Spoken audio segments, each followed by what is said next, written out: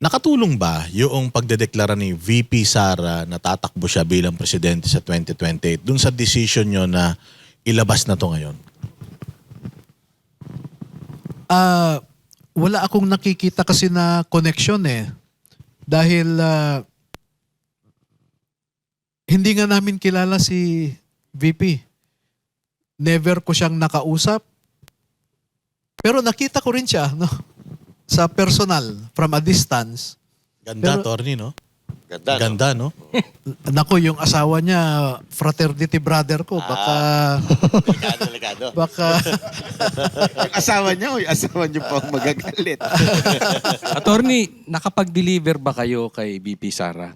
Kasi natatanong ko yan kasi sinasabi parang nasa kampo kayo ng Duterte dahil lahat ng mga itinuturo ninyo parang mga Kalaban eh, no? kalaban eh.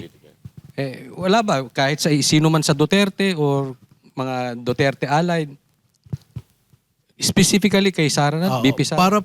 parang walang logic eh kung bibigyan ng administrasyon si Sara na ginigibangan nila eh. Yes. Bakit nila bibigyan ng pera? Tama. Pero wala talaga. Wala Wala. dun sa... Wala.